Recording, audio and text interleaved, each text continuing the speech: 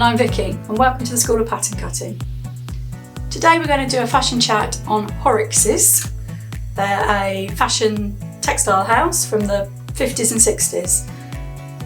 So it was an exhibition at the V&A, and they're quite famous because they had these beautiful prints, and they're one of the first fashion houses who just did fantastic off-the-peg style. So rather than haute couture like in our Balenciaga fashion chat, which you should be able to find on our playlist, it was all about clothes for not normal people, but for sort of people you see on the street rather than at cocktail It's parties. the starting of buying clothes in department stores, Yes.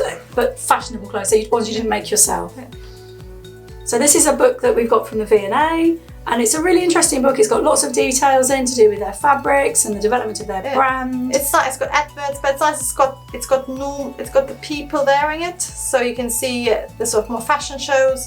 But then you also find the staff, and you can see nice illustrations, and it's how the working of it, isn't it? Yeah. So the development of the fashion drawing and the prints into the garment. Yes, and then you also got like lots of people actually wearing them, which I always quite like, because then you can see how it works. Yes. So it's a great book to have. It's got lots of images, which I always like for fashion books. Yeah. So we're going to look at some garments in here. So we're going to analyse them. So we're going to look at 4 garments. So we've chosen them. So for some of them they're quite different shapes, and for some of them they've got different. You can see really quite clearly with the prints what's happening. Yeah, so that's from 1959, and it is a really classic, what you think, late 50s summer dress, which you could have worn about. But what's really clever is how the print takes center stage. Yeah. So if you've got an amazing piece of fabric and you want to have a dress which shows it off, this is fantastic, because what it has is they used the print, which has like a really wide stripe of flowers and stripes. It looks like it's a bit like a cross stitch, doesn't it, or watercolor? And they've used it so the dress hasn't got any armholes. It's just got a set on like an attached sleeve. Yeah. And it's cut on the bias, the top, and then it's got a center front seam. So the print follows your neckline. And it's probably got a V-neck at the back as well, so it's quite flattering. Very nicely cut on there, isn't it? Yeah, and then it's got a second stripe.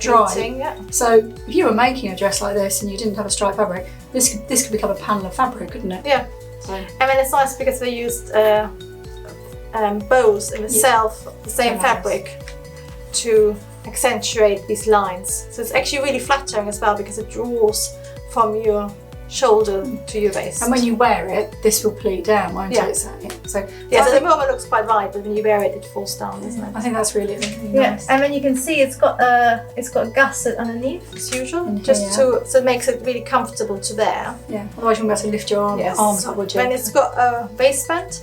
But for example, if rather than it being really fitted, you could make this slightly oversized, it'd be a really cool top. Yeah, that'd be lovely. But just with any sort of striped fabric. It could be tartan as well, like a check. It'd look really nice. And I think also, because it's cut on the bias, your shoulders here are going to drape really nicely around the shoulder. So like we said, it looks a bit stiff in this where it's laid out, but I think that would make a beautiful wearing top. And because it's really fitted, it actually's got 2 darts here as well, just little ones, just for extra fitting. Because you think that's late 50s, so it would be super fitted. You might even have probably some sort of there'll be some sort of corsetry going on underneath to keep it so. And I think what's really nice is there's a lot of volume in the skirt. Yeah. So that's.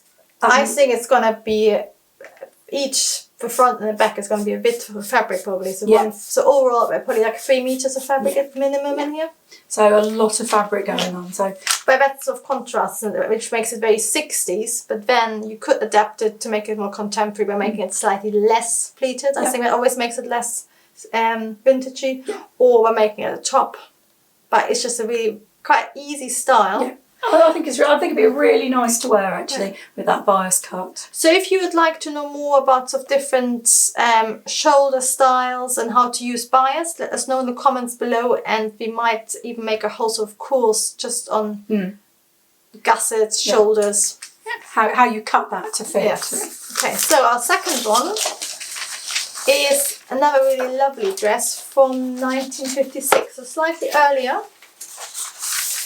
And it's nice because it's really plain, so quite unusual for Horrockses. It's interesting though, because it's a similar shoulder going on than the one we've just looked at. But as you can see on here, where she's wearing it, that how this fits and how suddenly you go from a 45-degree angle cut to this 90 degrees. Yeah, it looks like a normal shirt dress, how it sits. Yeah, and that it actually looks quite neat and tailored because it's the poplin, and it's quite clever. It's got a shirt waist because it looks like you're wearing a shirt and a dress, but by sort of introducing this sort of fake peplum, which look like pockets, I think, it looks like you're wearing a little jacket and a pleated skirt. So let's have a quick. What I think was interesting about it as well is that it looks really simple, but actually this is quite complex work going on here. So it's got a one-piece collar, which is worn like a sort of pyjama collar, so quite open. Yeah, and so I think this would have been pressed flat here. Yeah. So you can see how it sort of opens up, and you can see the lining of it. Then it goes really geometric down here. It comes down into these sort of fake pockets. Then it's really fitted suddenly. It's actually got a seam here, hasn't it? You've got like a band defining your waist. And then if we look at the picture under here in a minute, you can see that it is a really fitted dress. Yeah. So here you think, oh, that looks quite loose, but it's really structured. So if we look at this is really fitted into her waist. Yeah, that was a tiny so my drawing is quite broad in comparison, so hers is much more like this, isn't it? But again, that is a 1950s waist, so it would have been maybe 50 centimetres, isn't it? Yeah. Compared to contemporary waists, which are more like 70, 80 for the same size. And then it's actually got pleating, and it's got some really clever pleating. It's got some so the middle of the sort of fake pockets, it goes like this. Yeah. So they're not just pleating all round the same way. They go in and out, and then you've got here in the middle, you've got this sort of centre pleat going on. And I think that's really interesting where they've taken that time to make it so it fits, because otherwise it would all look it would look sort of like a really weird kilt, wouldn't it? So. Yeah, so sometimes I think that's what you have to be really careful. If you're using pleats, it can look very school uniform, can't it? Yeah. So by moving your pleats around the body, you suddenly get much more interest. You get sort of movement and a sense of volume going from here out. And somebody who does it really well is Vicky and Westwood. So if you're interested in how to make a tartan kilt look really contemporary. Yes, contemporary and high fashion. Look at her skirts, they're amazing. So that's a really quick drawing of it, but it's just you can see how rather than just normally a lot of shirt dresses have just a waist with a belt, by moving it further down, it becomes sort of 3D and it's much more interesting. But it emphasises her tiny little waist as well with this crenellated pattern going. But I would quite like it as a top again. That would be lovely. And then wearing this just like a wide pair of trousers, high-waisted trousers. That would be lovely. Or a pair of like little capri pants. And you can see again, they have got darts. I think even double darts, but it's again because it's so fitted. That's why it's 50. So nowadays you would make it a bit looser, I think. Yeah. Okay, let's have a look at one other. So this is a really nice. Look at this one on this side. So we're having a look at this because this is a very unusual sleeve. I haven't seen anything quite like this before. But you sort of see it nowadays. Sort of quite. People do a really floaty fabric at the moment, but it looks. I think it's called a bishop sleeve. So it's like a bell, and then it gets all draped in. Yeah. And you could make it if you wanted, because that's sort of quite over the top. But if you put a panel in, a circular panel, it would become quite sculptural. Oh, that would be nice. Yeah. So we've chosen this again because this has got a very similar neckline to the last one, where it's a one-piece collar, where it's folded over. You can see the lining of it, but you can see that this striped fabric really indicates that there's no shoulder seam in here. There's no armhole seam either. And I think that's where it becomes really exciting to wear and really interesting, because when you wear it, these stripes are going to go from the vertical to the horizontal, and that's going to be really smart. And again, this is a really clever fabric choice for this. Yes, I think that's why Horrockses are really, even if you find the designs, they're quite 50s, the fabric choice is really clever. And I think it's sort of they've actually thought about what women want to wear and how women want to look, isn't it? Well, this is called a house coat. Yes. So you obviously wear it around when you're sort of lounging around drinking your coffee, dusting. But I was thinking about this. This could be lovely as a jumpsuit. Oh yeah. So instead of this being a skirt bottom, which makes it more in a way, not less variable, but it makes it more of a statement piece by being a big dress, isn't it? Yeah, I think that could be, or even like a little short top, you know, so it could finish here. That could be really nice as a little top.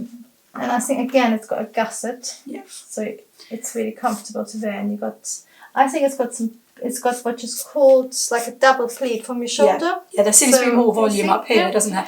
And that creates a really nice sort of looseness and volume to the front. You can see how the stripes work here, that it must fit into the waist ever so slightly. So to make it really contemporary, you could have this really loose and quite long, couldn't you? And that could be in a really nice light silk or a light cotton, and then it becomes really almost beachwear, you know, and that could be very exciting. Yeah, I think you can, this is sort of a pattern, you could take really evening wear, floaty, you could take it to sort of beach, breezy, or you could make it into workwear or a little top. So it's really versatile, which is great. And again, it's like at first you think, oh, it's really boring, but it's got lots of stuff where you might just adapt the sleeve, you might just use you could see it in that, there's that trend at the moment for menswear shirts for women. So it could be in a very nice pinstripe cotton would be very nice. Yeah. So again, that's something you can have a think about. So then our last image we've chosen is this one.